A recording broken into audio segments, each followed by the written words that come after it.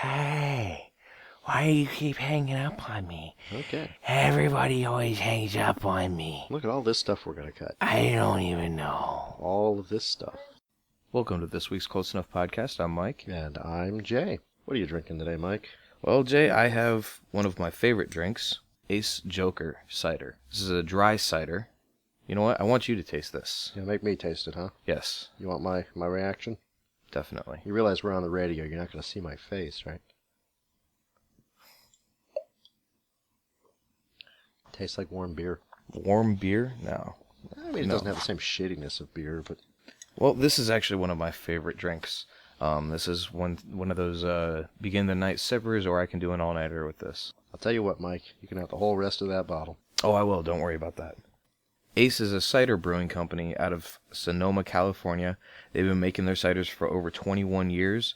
All of Ace ciders are actually gluten-free, for those of you that are concerned about that. And the Joker, which is what I'm drinking, you can now get in 6-packs, 22-ounce bottles. I found also in kegs, which, if I had the money, I'd be stocking my fridge up with that every day. And Ace Joker first appeared back in 2008. Ace Joker is their driest cider and is made from 100% apple juice, although you can't really taste that sweetness of the apple from it. It has champagne characteristics. It's a bit yeasty and is 6.9 ABV. It has won many awards, and last year took the 2013 San Diego Cider and Beer Festival by storm by grabbing the gold ribbon for the best cider in competition. One of the things they're saying, I've never tried any of these, but it is great for a base for mimosas, snake bites, or black satins. Some other drinks to give a shot. Well, you're right, Mike. That was certainly very dry. Well, Jay, what are you thinking today? Today, Mike, I've been thinking a lot about consequences. I'll tell you a story. Something happened to me just this past Friday. When I'm not here talking to you people, I do have a day job. I work at a retail store. Not going to tell you which one for reasons that will soon become obvious. About midday on Friday, I hear some yelling from the front of the store, so I head up front to investigate. My cashier's standing at the door yelling, "He took something, he took something," pointing at a guy in a red shirt who's running away holding a box. So, I took off after him. Now, I work for a living asshole. I'm not letting you take anything from me.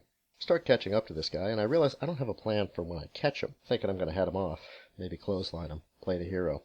Run across a law enforcement officer instead. That is a way better plan. Point the guy out, the woman takes off, takes him down hard. Episode of Cops style. Really nice. Brings him back to the store. So I've got this guy, in handcuffs. He's on video. We've got the merchandise. 20 people saw him do it, and the company decides not to press charges. They let him go, and I get bitched out for chasing him. Now, this is the same company that I briefly worked for in the past, correct? You have worked for this company, yes. Okay, so this doesn't surprise me terribly, but they caught him red-handed with witnesses. Mm-hmm. Nobody's pressing any sort of charges, whether it's company-wise or civil or anything. Not at all. The big box store next door actually came down. One of the managers from the big box store came down and identified him as a guy who had stolen from them just several days prior. They also don't press charges. This is surprisingly common, actually. Companies don't want to be bothered with or face the possible litigation that comes from pressing charges. Now, in any sort of customer service skill building or whatever you want to call it, they always tell you that loss prevention is part of your customer service representation. Absolutely. You're trying to diminish that. Now, if they don't care, what's to stop me from walking in the store and just taking whatever I feel like? I mean, that's exactly my point. It's a matter of consequences. Now, when I was a kid, we didn't have Napster. Yeah. If I wanted to steal music, I had to go steal it myself.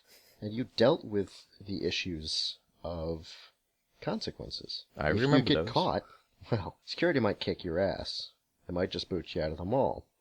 Your parents might kick your ass. Or you could be arrested. No, most definitely parents kicking the ass, yeah. Oh, absolutely. And looking back, those ass kickings didn't seem all that fun at the time, but they were probably good for me. Because we got this guy. We had him in handcuffs. We had witnesses. We had video. We had the merchandise on him. We had him. This was done. And they let him go. They sent a clear message to this guy that everything's free. When you caught the guy, he's in cuffs, they brought him back in the store. Other people are involved, people saw this. Mm-hmm. Was it just local management said that, or did they call corporate? Corporate said let them go? It is a corporate policy. So it doesn't matter, no matter what. Yeah. You had to let him go. Exactly. There wasn't even a call ahead. No. There was no going over. Yeah, it irks me. Yes, I ran for no reason. I mean, it did help me sleep that night. But any time you tell somebody not to do something, there's always the same question. You know, when you get the guy in the BMW that parks in front of the store, and you say, hey, you're blocking the handicap access ramp, you can't park there. Invariably, they'll look at you and say, what are you going to do about it? Well, I'm going to pee in your gas tank and set your car on fire. But what they want to know is, what are the consequences of me doing this thing? What we've basically said, and what most retailers have now said, is nothing. So why wouldn't you? What's to stop you? This just completely blows my mind to think that how much security measures that stores go to all the time. You can see that they've got security at the doors. They put the tags on stuff. They going back to music CDs, they've got the cases with the little barcode in it. Apparently it's all for nothing. I mean, obviously there's some stores that still prosecute because they've got the pictures of people, but when you're dealing in a store like we're referring to, and there's some larger items in there as well, as small ones that could be taken out. Doesn't matter, you're still stealing is stealing, but what, like you just said, what message are you sending to people? Okay, come on in and just take more stuff. It doesn't really matter where the price tags are for nothing. At least that's what it's coming across to me as. That's the message that's getting out there. It's like when a child throws a tantrum and you give in and give it its way, it learns, hey, if I scream and cry, eventually they're just going to give me whatever I want, and that child will grow up to be a Republican. Now, I've heard the explanation that the cost of the merchandise, which in this case was around $500 or $600, isn't worth, or is in many cases less than it would cost to prosecute. And that may be true, but it's clearly evidenced by the fact that the next store over came down and said, yeah, that was the guy that got away from us the other day. Well, a single incident, it may not be economically viable to prosecute, but it's not single incidents. It's a guy coming back again and again. There are people who this is their job. I use the term job very loosely. Now, there's absolutely nothing that the local police could do without having charges pressed, correct? Unfortunately not. Even with The another damaged store. If the damaged party doesn't want to press charges, and unfortunately the other store was shackled just the same. I mean, they came down specifically for like, oh, well, if that guy's going to press charges, then we can piggyback on here without breaking our rules. Because on a local level, I'm sure the companies don't want people getting ripped off. But unfortunately, the world we live in now, people are more afraid of getting countersued than they are of actually stopping something. Ironically, that morning's loss prevention report detailed out how important it was to prevent theft, specifically because it can cost you hours, it can cost you payroll, and how store theft is your money. When I pointed that out to them, they told me not to be a smartass.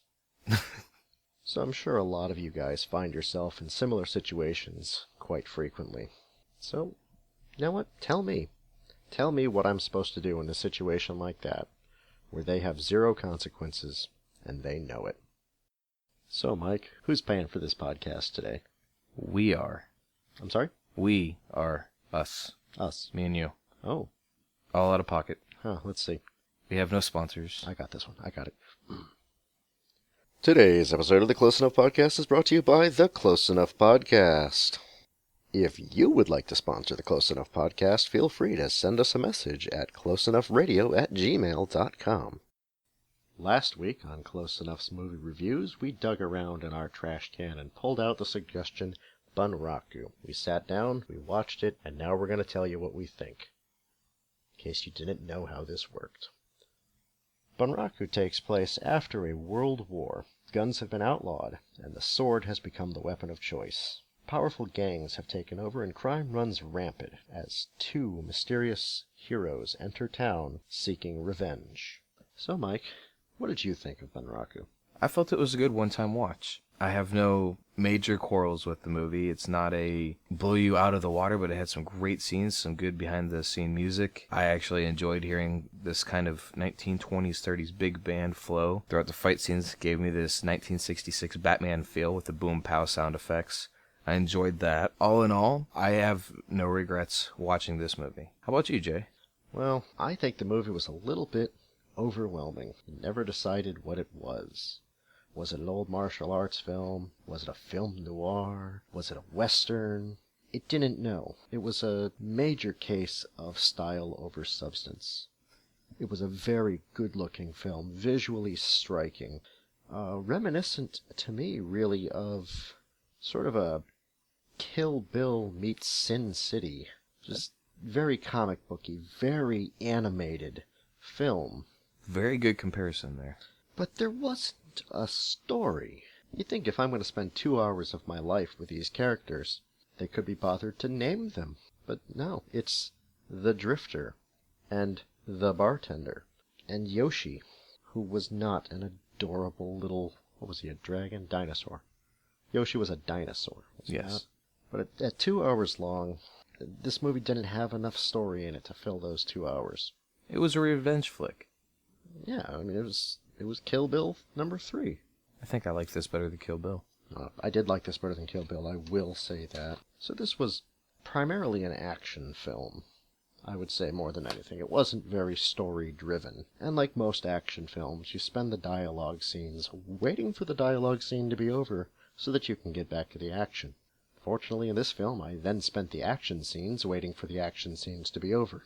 They were very poorly choreographed. I mean, Yoshi made a little bit of sense with his mix of kendo and aikido, but the Drifter, played by Josh Hartnett with a dirty Sanchez, basically was Monday Night Raw.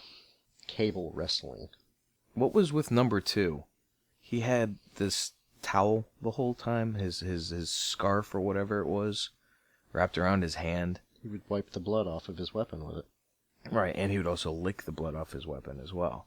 But he would dress it as if it was part of his fight uniform and his style, but he never used it. It was just hanging there half the time he fought with one hand. A moment ago, I mentioned how the whole movie was style over substance. Good point.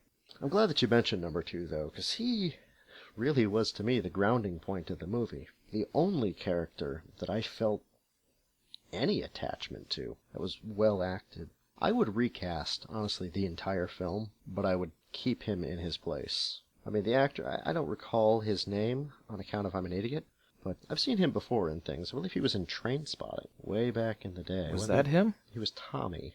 That was him, wasn't if I it? recall correctly. I didn't look him up. So that's I'd seen that a couple of weeks back, and I was like, I know that guy, and I think he really did a good job. I agree with the character. He was definitely the one that I would keep around besides Ron Perlman, because I'm a huge Ron Perlman fan. I would lose Ron Perlman immediately, and I'll tell you why. I saw Pacific Rim in the theater when it first came out. Was it a year ago, maybe? And when Ron Perlman's character showed up on screen and went through the crowd, everybody in the audience looked up and went, "Oh, it's Ron Perlman again." And that's kind of been my opinion of him every time I see him. I don't think he had the gravitas to pull off the duality of that character. The aging badass, the almost reluctant villain. In his place, I would have put Angus McFadden. He was the bad guy in Equilibrium. He was also Robert the Bruce in Braveheart. Okay, I can see that. He's a good actor. Big grizzly guy, character actor. Really could have pulled it off. And despite the fact that he's been in a few American films, still largely unknown. But I would have put him in and sent Ron Perlman back to Pacific Rim 2, 3, and 5. You know they're coming. We'll get back to Josh Hartnett and his porn stash and his sound effects hat. Oh, God. I'd throw him away as well. I do not think he can pull off the unnamed Drifter. He came in acting like a cowboy without guns, which they even point out in the movie that he's got this persona. And he did do a decent job, I feel like, with what they gave him as a script, but the hat thing was just beyond ridiculous. I mean, everything in the movie was just over sound effects. It's like the guy was getting paid by the sound effect. So, we'll take Josh Hartnett and send him back to Pearl Harbor. Is he in Pearl Harbor? I don't remember, but he was in Sin City. 1 and 2. 2? Mm-hmm. Yes, 2. Really? 2 of them? Yeah. So we'll send him back to Sin City 3, 4, and 5, and I would replace him with Carl Urban. What's with the I'm face? trying to remember. Trying to think of who he is, or trying to think if he'd work? I know the name. I'm trying to think of who he is. He was the main character in Doom. He was one of the writers of Rohan. He was Dredd in the new Dredd movie. Very good actor. Yes. Yes. It's some of his other roles are really where he comes out. He's one of those actors that's you realize he's been in a lot of things, and you're like, oh yeah, no, he was good in that. He was good in this. He was the Russian assassin, I think, in the second Bourne film. Okay. So you just keep seeing him, and he doesn't jump out at you. I think he could pull it off. I could see that. I could definitely see him pulling that role off very easily, actually. Yeah.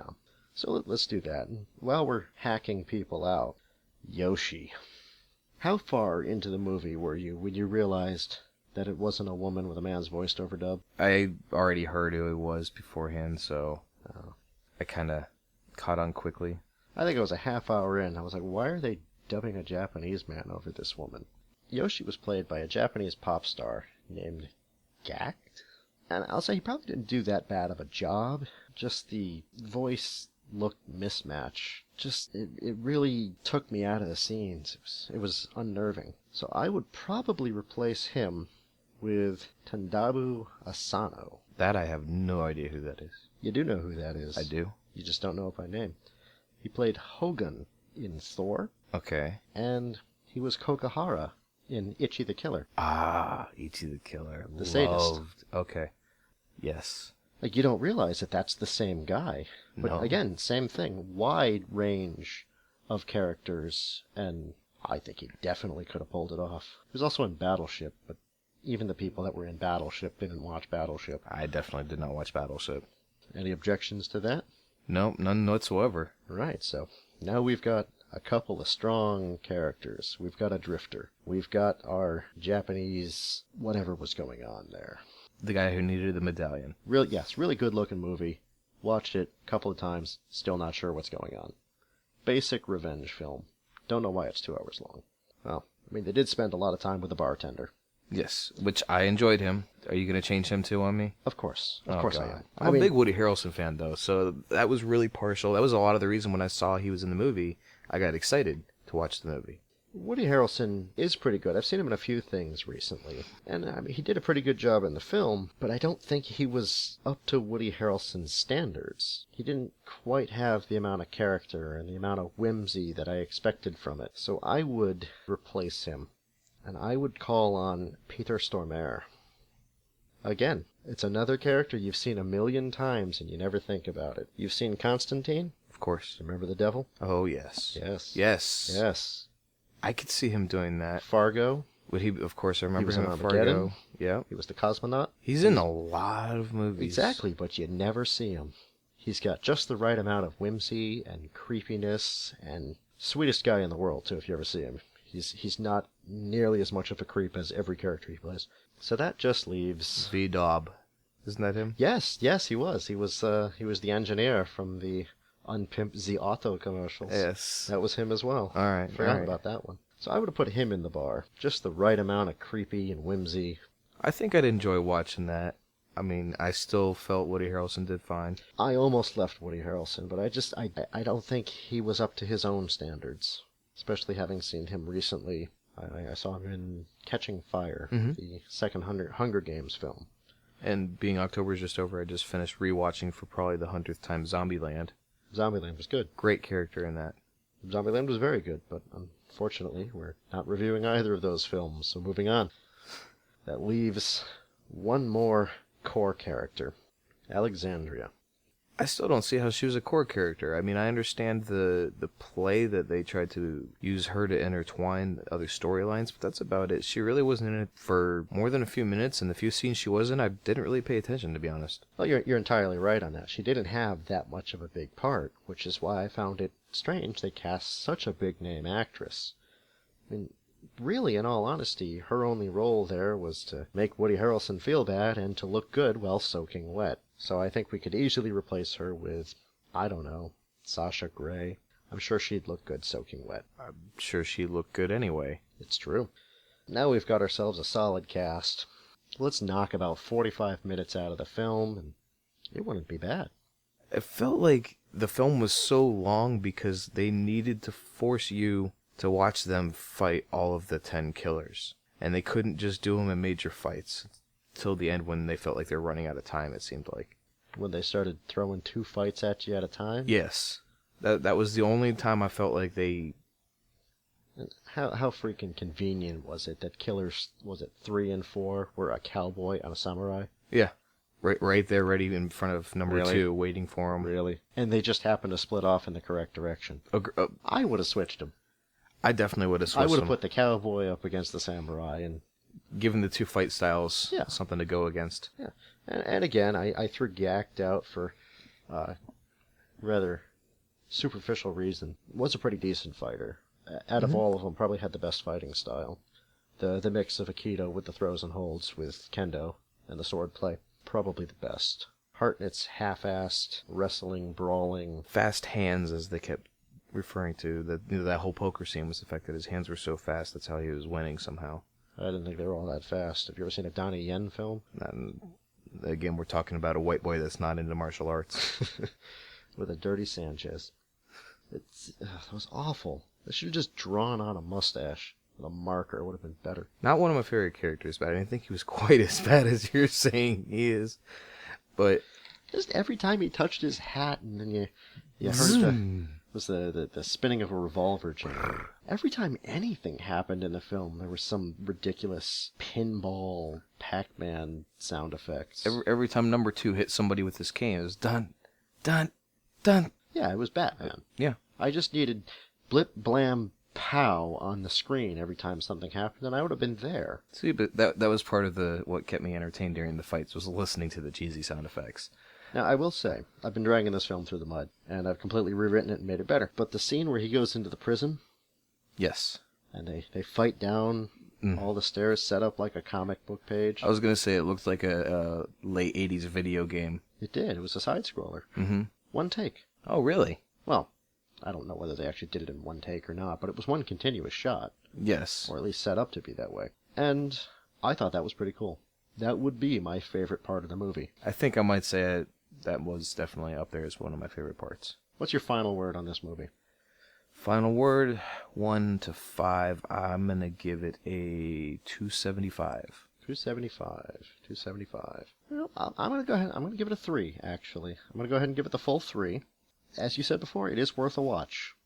Give it a go. Roll through it. It's a visually stunning movie. It was very ambitious, trying to combine these styles. But it was Kill Bill and Sin City all rolled up into a special effects smorgasbord to the level of Avatar. I'm going to go ahead and I'll give it the 3. Give it a watch, put it away, never think about it again. Well, that wraps up this week's review. Let's take a reach into the Close Enough trash can and see what we'll be reviewing next week.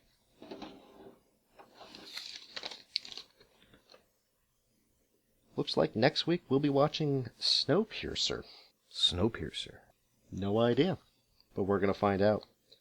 Go ahead and queue up Netflix, find Snowpiercer, give it a watch, and join us back here next week to see what we thought about it. Moving on to this week's game, I think I've got a challenge for you this week, Mike.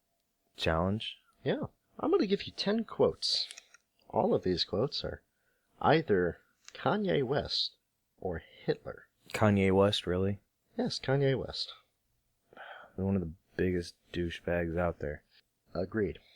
One of these men is the symbol of the dangers of charisma and ego, the personification of the worst humanity has to offer. And the other is Hitler. And you've just got to tell me which is which in this game I'm calling Inglourious Bastards. That definitely was a movie. Was it a movie? Definitely. Shit.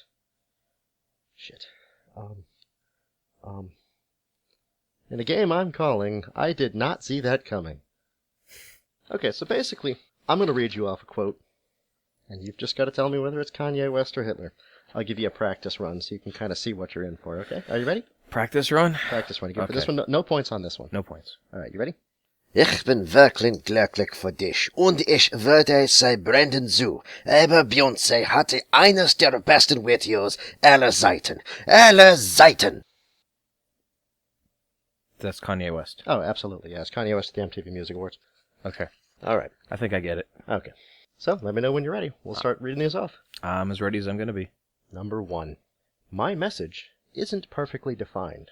I have, as a human being, fallen to peer pressure. My message isn't perfectly defined. That would be Kanye West. That is correct. Number 2. In Paris, you are as far as possible from the land of pleasant smiles. Let's go with In Paris. I'll go with Hitler. That is also Kanye West. Oh, all right. Number 3. Words build bridges to unexplored regions. That's Hitler. That is in fact Hitler. Number 4.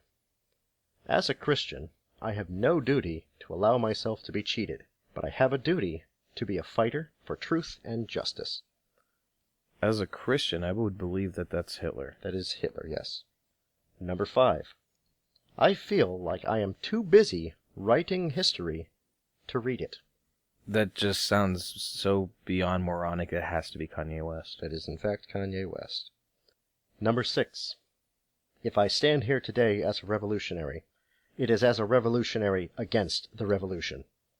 You got me stumped on that one. Then again, I've never heard West say anything about revolutionary, so I'm going to go with Hitler. That is correct. Number 7. Who says I'm not under special protection from God? That sounds like something Kanye West would say. That is incorrect. That was Hitler. Okay. Number 8. Nobody can tell me where I can and cannot go. That's definitely Kanye West. That is Kanye West. Number 9. Success is the sole earthly judge of right and wrong. Because you're talking about success, I want to say Kanye West, but that sounds too intelligent to come out of his mouth. So I'm going to go with Hitler. I want to let you know that I've paraphrased all these so that the grammar won't give it away. Okay. Well, I'm still going to guess Hitler. You are still correct. I still think I am the greatest. That's definitely Kanye West. That is Kanye West. You did amazing. 8 out of 10. 8 out of 10. 8 out of 10. As a final thought, any man, no matter what they have done in their life, can redeem themselves. For example, Hitler, despite his atrocities, will forever be the guy that killed Hitler. Kanye, ball's in your court. This week's episode of the Close Enough Podcast is brought to you by the Close Enough Podcast. When you're done listening to us, head on over and check us out again. Remember, supporting our sponsors supports us. Our audio technician is Jessifer Haggis. Remember to rate and share our shows and click that subscribe button to make sure you never miss an episode.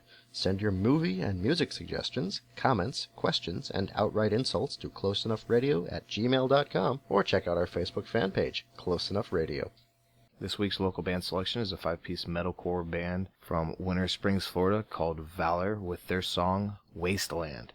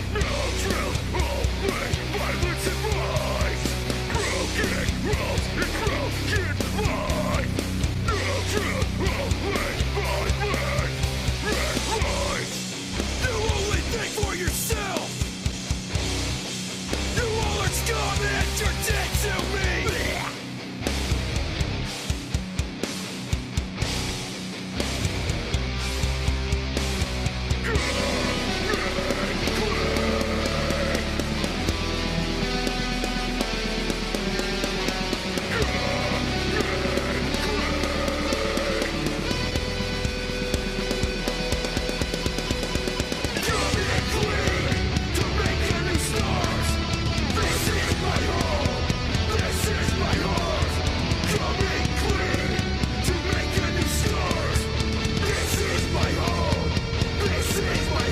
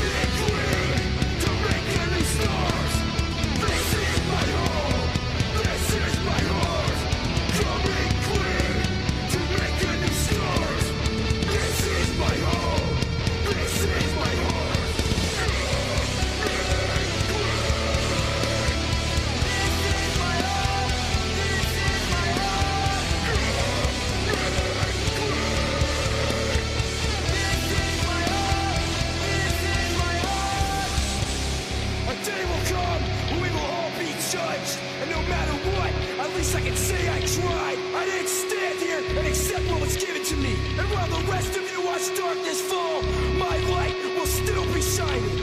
This is my